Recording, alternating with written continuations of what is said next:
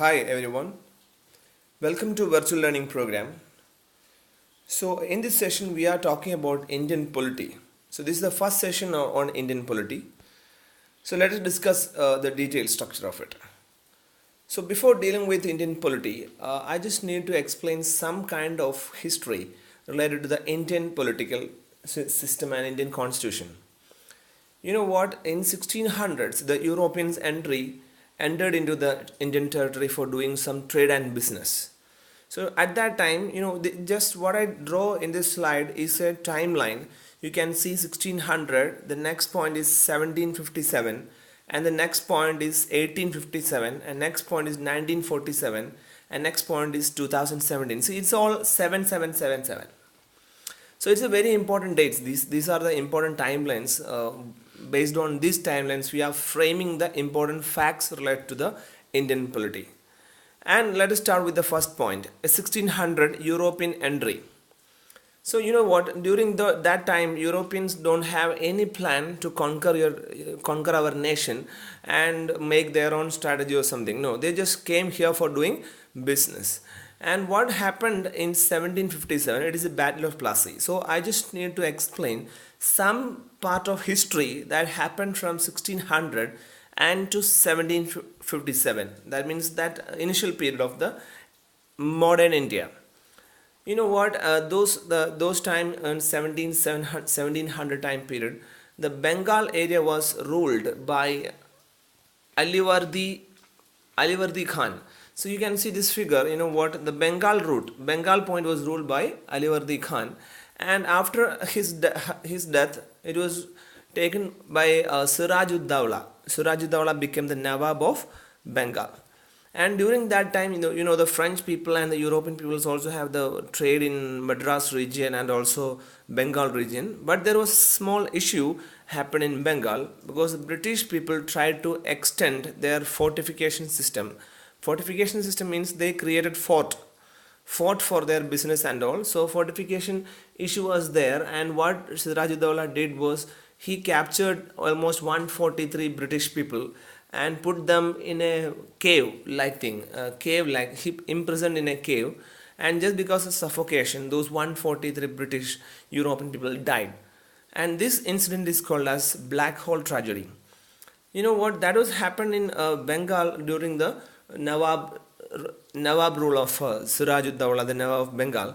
And this Black Hole Tragedy was a big problem for the English people.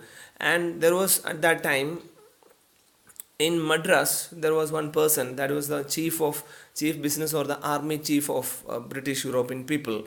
His name was Robert Clive, and he decided to take the revenge on Siraj-ud-Dawla. So what he did was he taken his army to Bengal, almost 6,000 armies, and then he realized that the Siraj-ud-Dawla is having 40,000 more army. So it's very difficult for defeating Siraj-ud-Dawla. So what this Robert Clive did was, Robert Clive have some conspiracy issues. He conspired with the main army chief of Siraj-ud-Dawla. So the main army chief of Siraj-ud-Dawla, the name of the main army chief was Mir Jafar.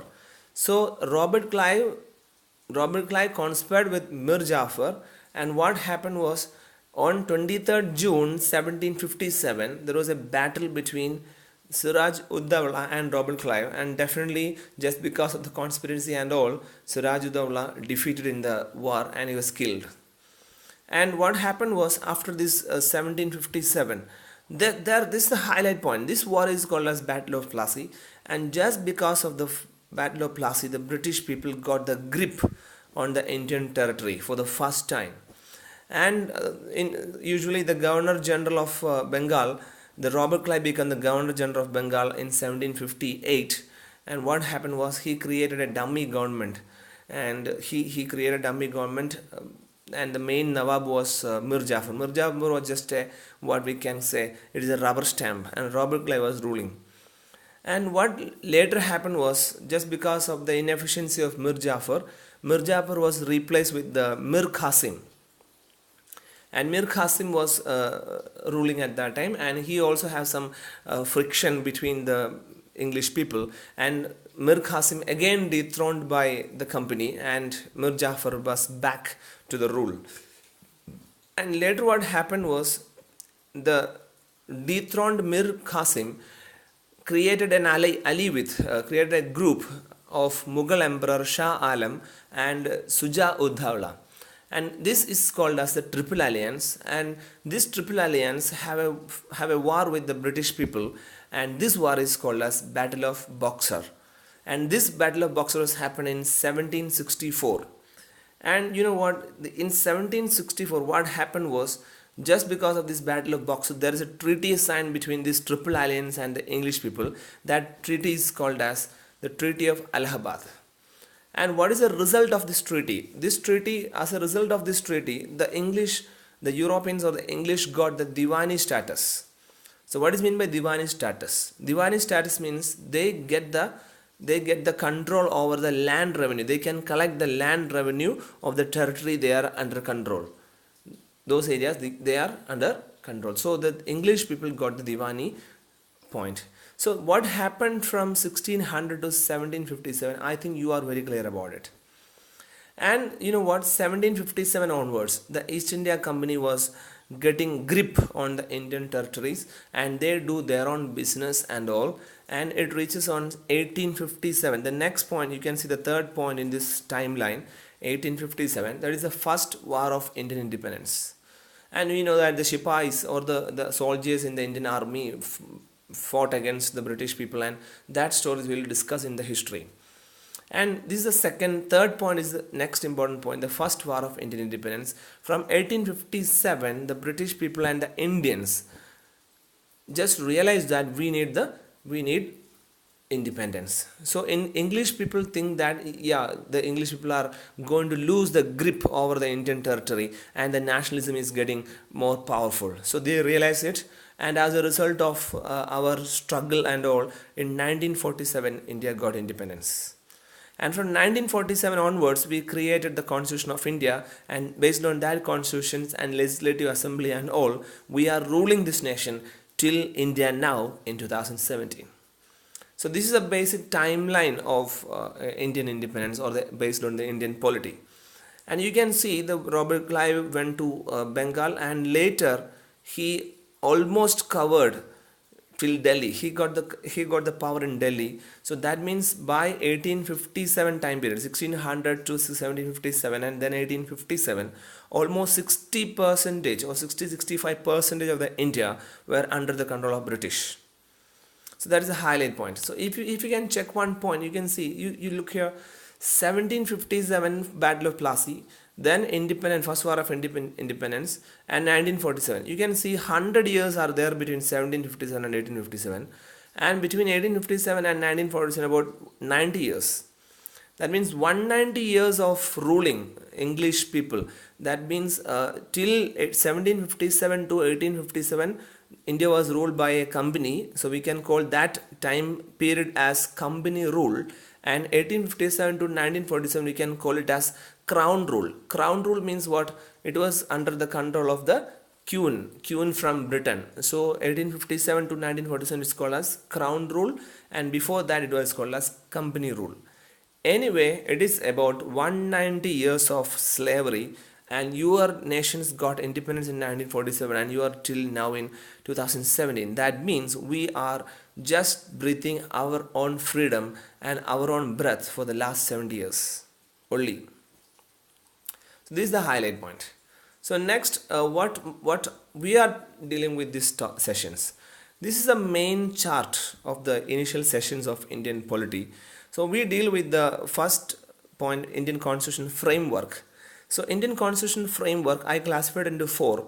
That is historical background, making of the Indian constitutions, silent features of the constitution, and the parts of the constitutions. So if you cross check with the first point is historical background about the constitution, important acts, sources. So this is the area we are discussing right now. So that is the Indian Constitution historical background.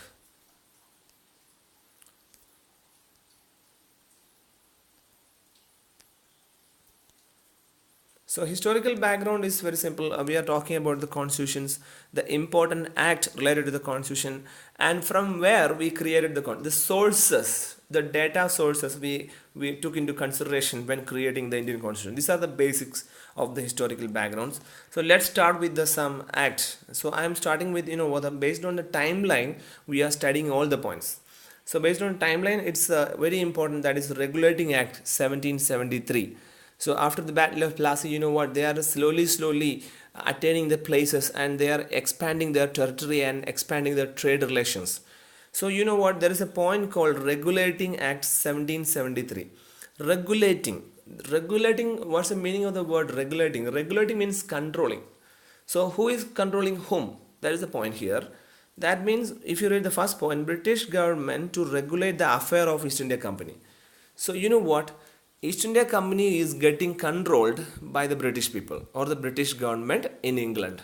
That means the crown was getting little grip over the company. That is the highlight point. That is why it's called as Regulating Act 1773. And the highlight in this act was, designated Governor of Bengal as the Governor General of Bengal. The name was changed. Governor of Bengal became Governor General of the Bengal, and Warren Hastings was the first Governor General of Bengal. And just because of this Regulating Act 1773, we got the first Supreme Court established at Calcutta. So we have to note down these important points, and we have to by heart it. You can see from this Bengal area, they just created almost regulating all these areas. Then comes Pitt's India Act 1784. It is not that much connected to the Regulating Act. Pitt was the Prime Minister at that time of England, and just because of 1784 Pitt's India Act, Indian affairs under the direct control of British government. The British government is getting more control over the company and also company related land and business. And board of control was established. So board of control was established means over the company there was a board, whose board means the member of a council of members, and that council is called as board of control. Control means they are controlling the company, was established by the British government. And next is the important act, Chartered Act of 1793. Charter, the meaning of the word charter means what? We are giving a chart or a list to someone for ruling some places for some period of time. That means Chartered Act is an act is given. Last point you can see, company got monopoly of trade with India for another 20 years. That means every 20 years the company, East India Company, has to get a license like thing. License, we can simply say they are getting a charter like thing for doing business in that area for the next 20 years. So that means during their time no other will interfere in their business. That is Chartered Act.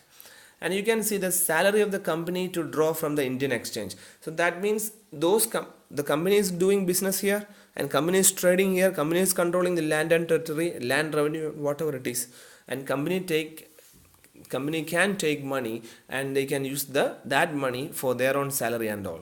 So that is the highlight of the Chartered Act 1793, and the Governor General and the Governor to override the decision of the councils. So who are councils? The councils that are helping the Governor General or helping the governors, they don't have any powerful opinion related to the governor or governor functionings. And this is the important points related to Chartered Act of 1793. Then comes Chartered Act 2, that is next Chartered Act on 1833. So 1833, you can see the Governor General of Bengal become Governor General of India. So that is a highlight what I am talking about when I explain about the timeline. Slowly, after getting the power in Bengal, they slowly moving towards the central India or the Delhi area, and then again they move towards the Maratha areas. And slowly after when they reached 1857 time, almost 60% of the India were under the control of British people. So you can see in this figure, they started from Bengal and they are reaching towards Delhi and also Bombay and the Madras. That means they splitted almost India into 3 presidencies: Bengal presidencies, Bombay presidency, and Madras presidencies. That's the point I am talking about. Governor General of Bengal become Governor General of India. So you can see the Act 1833. 33 is close to 57. So Lord William Benedict was the first Governor General of India, and the act centralized British rule. Centralized, that means based on Delhi they are ruling. So someone who capture the Delhi, then he can definitely rule India. That's the concept there. So act centralized British rule in India and created government of India with the authority overall of the British India.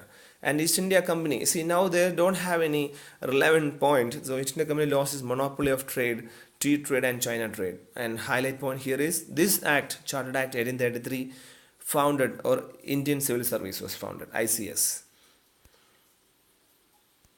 And the next important Chartered Act is after 20 years, it is 1853. And this act separated legislative and executive functioning of the Governor General Council. See, Governor General Council is there. So you know what is Governor General? Governor General is of India is having a council. That council consists of some members. That members will help this Governor General for making some laws. So that is legislation, and making some implementation of the law, that is executive. So what this Chartered Act do was 1853 separated legislative and executive functions of Governor General. And here the open competition for Indian Civil Service. That means now the Indian can also apply for it. And the patronage of the director of the company ends. Almost company is winding up. So this is what happened from 1757 to 1857. This much act, Chartered Acts 1, 2, 3, 4. So go through those points and make important notes. Now we are talking about after what happened after Indian independence. First war of Indian independence happened in 1857. We can say it as the first war of independence or Sipahi mutiny. Anyway, this 1857 onwards, the English people realized that it is very difficult for them to have a common rule, very simple and general rule in India. That means India is changing. The nationalist feeling is there in India. So what they did was they make use of that emotions. So what happened in 1850? You can see the name of the act, Government of India Act 1858. So they changed the Council Act, they changed the Chartered Act, they changed the name Regulating Act. Now they are using the term India. So Government of India Act 1858. So they are using was, they are not at all hurting the emotions of Indian people. So whatever they are implementing in India, they are saying that this is for the good governance of India. So that's why Government of India Act 1858 is also known as the Act for the Good Government of India. That means now in India there is no company rule. Now the crown is ruling India. The Queen is ruling India, and the Queen and the people behind the Queen is saying that this rule is for the benefit for your nation. So that's why they use the name Government of India. And company rule was replaced by the British Crown. And you know what? So the Crown is ruling in India. So definitely there is one person who can, on behalf of the Crown, who can control the Indian members or Indian officials. So the Secretary of the State for India was appointed to exercise the power of the Crown. He was a member of the British cabinet responsible to it and was assisted by a Council of India with 15 members. So there comes a new position in India, that is Secretary of the State. And you know what, already there is a Governor General of India. So that Governor General became the agent of the Crown, and now we are not using that name Governor General. Now we change the name of Governor General into Viceroy. So that means after 1857, the same position was there, Governor General, but the name was different. The name changed to Viceroy of India, and the first Viceroy of India was Lord Canning. So don't forget to realize one fact that Secretary of State was there after 1857, and also Viceroy position was there in 1857. There is no position for Governor General. That is a highlight. And after 1858, there comes Indian Council Act. Here also they use the name Indian Council Act. Now I think you got the point. It is in 1861, and it is the act for the first time we are introducing the parliamentary system started in India, and the Indians become non-official member of the legislature, and also started decentralization of power. That means there is no one center, so the power is distributed. And here in this act, recognition of to the portfolio system. Portfolio system means departmental formation, like public work department, water department, forest department, like that. portfolio system was implemented. It is implemented by Lord Canning in 1859. And the next important act, Indian Council Act 1892. So 1892 Indian Council Act introduced indirect election. That means Governor General of India or the Viceroy could nominate members to the councils. That council will help him in doing the government process and all. And the function of the Legislative Council expanded to discuss the budget and ask question to the executive. That is a highlight point here. Only they can discuss the budget and ask question. And the next 1909, the most important Indian Council Act is 1909. Why? Because it's also known as Morley-Minto reforms. Morley-Minto, two names are there. Lord Morley was the Secretary of the State at that time, and Minto was the Viceroy of India. That's why the name Morley first, then Minto second. And what is the highlight of 1909 Indian Council Act? The Central Legislative Council became the Imperial Legislative Council with officials forming the majority. So that is the highlight point. There is a council, Central Legislative Council, and he's the imperial means the topmost legislative council with officials forming the majority. That means almost all the people there in this committee was English people. And the second was Provincial Legislative Council had a majority of non-official members. So provincial means what? Those princes or kings are ruling the provisions. So in that area there is a legislative council where non-official members, that means British are not be a part of it. The king related people or the prince related people are ruling or be a part of that council. And there is named Satyendra Prasad Sinha, the first Indian to join the Viceroy's Executive Council. And there is one serious problem in this act was they the first time introduced the communal representation for Muslims with a separate electoral system. So what do you mean by separate electoral system? Suppose separate electoral system means for that election process only one community can vote, and from only one member from that community can participate in the election. That means suppose there is 100 Muslims people are there, then among those 100 one Muslim will participate in the elections and only those 100 can vote. That means other communities don't have any voting process or the voting rights for this separate electoral system. And Minto also legalized communalism. So he is the man behind the communalism in India. And the Lord Minto created a communal electorate. And the next most important, Government of India Act 1919. So now the name Mondego Chelmsford. So now the name from the name itself you can find that Mondego was the state secretary of the state and Chelmsford was the viceroy. And for this first time separated central subject from provincial subjects. So what is the difference between central subjects and provincial subjects? Subjects means those things that the government can take control of. So separated central subjects from provincial subjects. Provincial subjects were transferred and reserved. See, for example, forest in a kingdom. So forest in a kingdom. So that forest is something, suppose very resourceful forest. So if that forest is a resourceful forest, then the government will say that that forest is a reserve forest, and that reserve forest is a part of British people under provincial subject.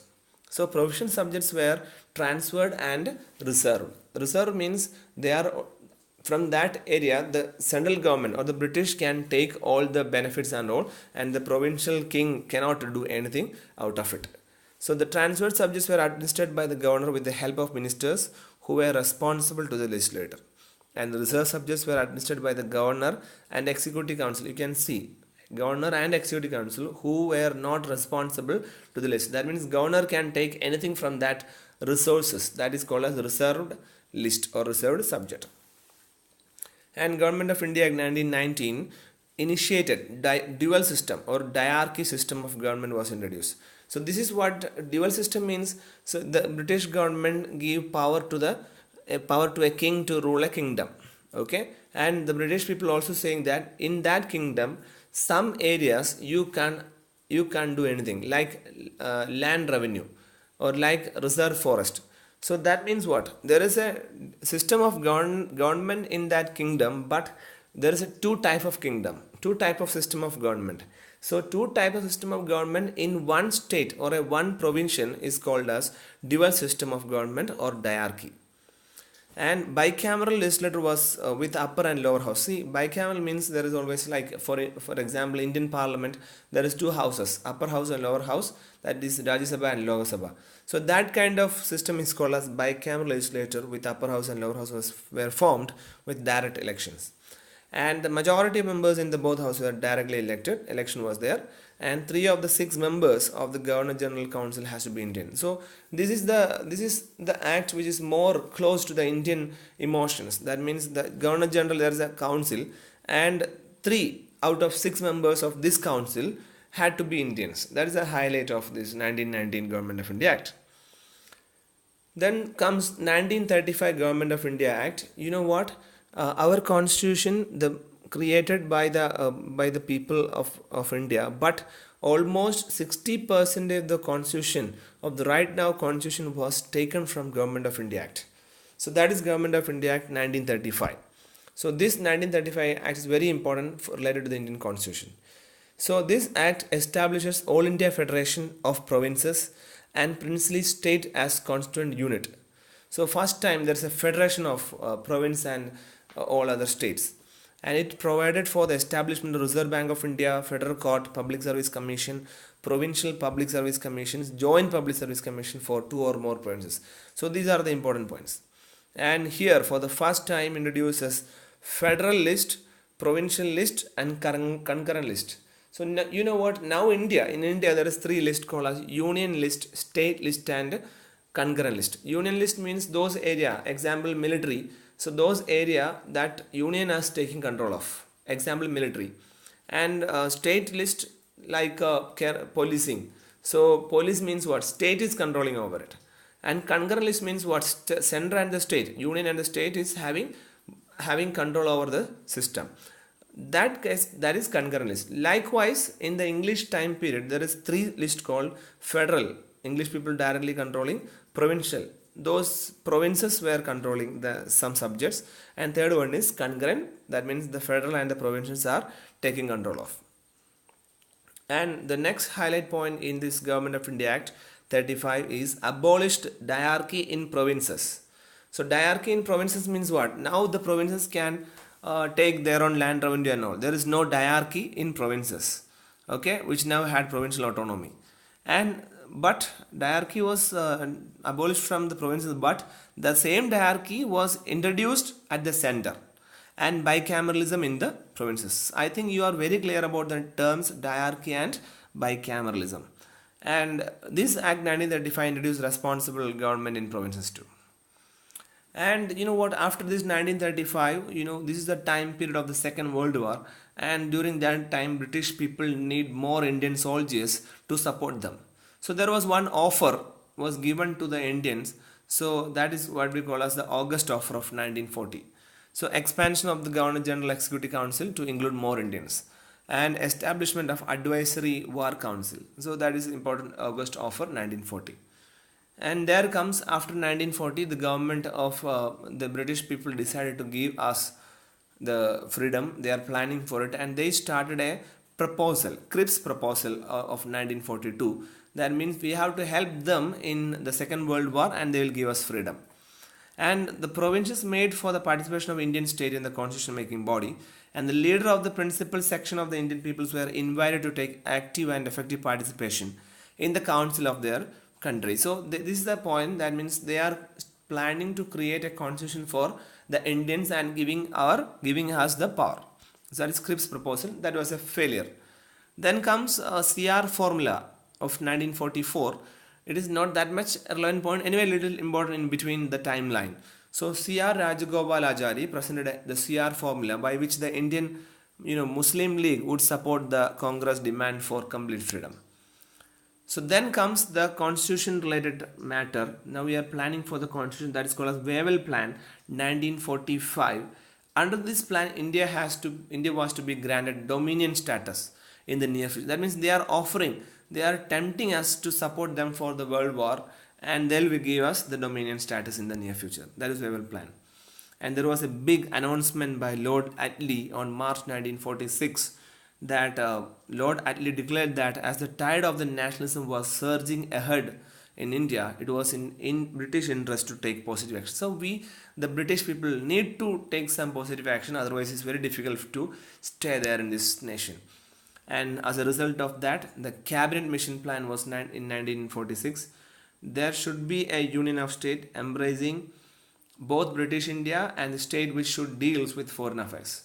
To set up an interim government, a constituent body should be set up to draw up the future constitution of the country. So these are the main highlight of the cabinet mission plan 1946.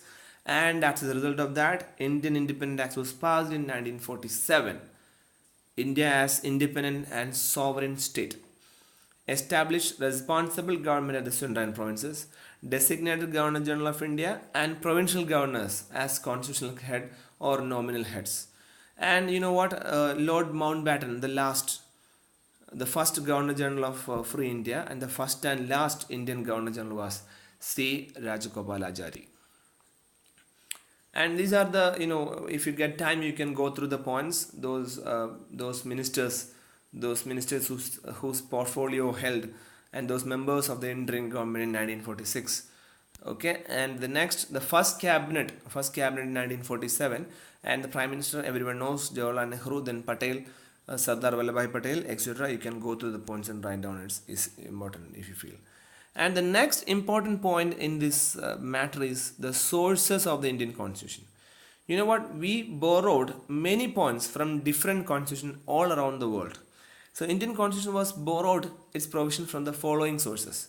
I told you that almost 60% was taken from Government of India Act 1935, and the important points taken from the 1935 Act was Federal Scheme, Declaration of Emergency Power, Ordinance defining the power of the President and the Governor, Office of the Governor, Power of Federal Judiciary, Administration at the center and the state level. These are the points taken from or borrowed from 1935 Act. So don't forget this point. This slide is very important.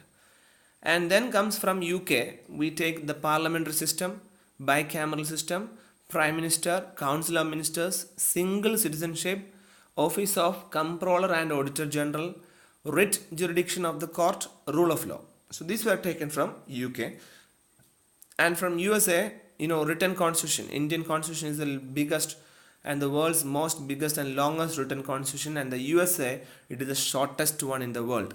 And also fundamental rights were taken from USA, Supreme Court taken from USA, President as the executive head of the state, impeachment of the President, removal of the Supreme Court and High Court judges, Vice President as the chairman of Rajya Sabha, judicial review, independence of judiciary was taken. In USA, the judiciary is more powerful than Indian judicial system.